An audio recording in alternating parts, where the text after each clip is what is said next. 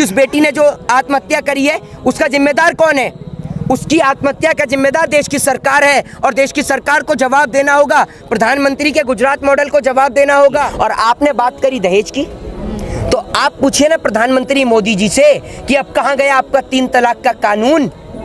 पुर हो गया 3 तलाक का कानून, कहाँ गए आपके संसद वाले नाम बदलू जी? ये गुजरात में दहेज का काम नहीं हुआ। हम इस हिंदुस्तान के 4 गुलदस्ते के 4 फूल हैं, हिंदू, मुस्लिम, सिख, ईसाई।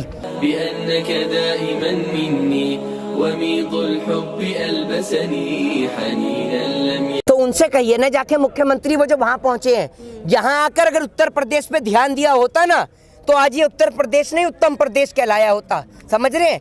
और नाम बदलने से कोई प्रदेश उत्तम प्रदेश नहीं बदल जाता। नाम की बजाय अगर आपने काम किया होता ना देश के अंदर, हम इस हिंदुस्तान के 4 गुलदस्ते के 4 फूल हैं, हिंदू, मुस्लिम, सिख, ईसाई।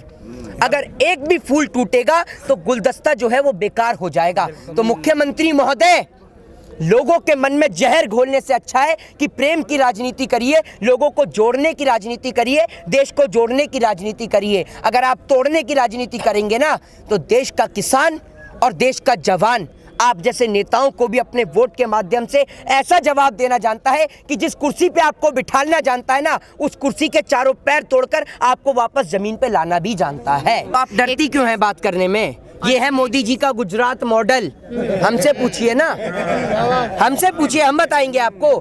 आप डरते होंगे क्योंकि आप लोग सत्ता की चाटुकारी तय कर लेते हैं, लेकिन हम नहीं डरते इस देश के अंदर। समझ रहे हैं आप? हमें तो देखना यह है कि सरकार की जेलों में कितना दम है, कितने नौजवानों को उठा के बंद करेंगे जेल के अंदर, देखना तो ये है।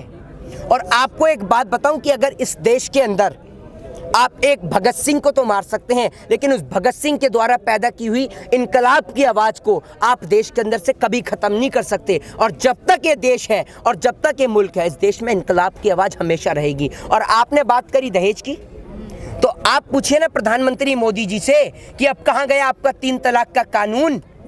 पुर हो गया 3 तलाक का कानून, कहाँ गए आपके संसद वाले नाम बदलू जी? अब भी क्या गुजरात का नाम बदल देंगे कि गुजरात में नहीं हुआ बलात्कार, ये गुजरात में दहेज का काम नहीं हुआ, ये दहेज का काम हुआ है वो अमेरिका में।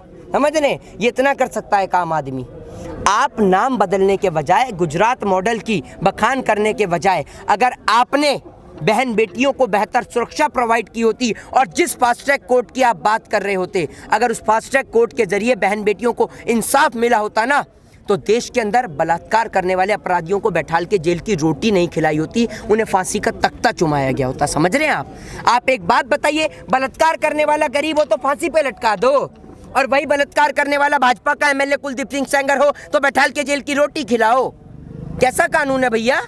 कौन सी न्यायपालिका से पढ़ के आए हैं आप? ये तो बताइए। आप एक बात बताइए, क्या बलात्कारियों के लिए आप संसद में कानून लाके पारित नहीं करा सकते? वो महिला कहाँ गई, स्मृति ईरानी है, जो सिलेंडर सर पे उठाकर, आंटी जी क्योंकि सास भी कभी बहू थी, आप भी कभी लेडीज थी, है, लड़की थी, आज आपको याद नहीं आ रहा कि उस बेटी ने जो आत्महत्या करी है उसका जिम्मेदार कौन है?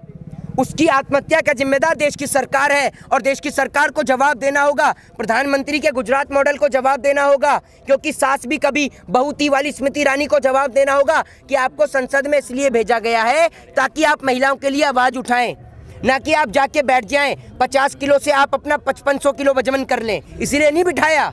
समझ रहे हैं आप? क्योंकि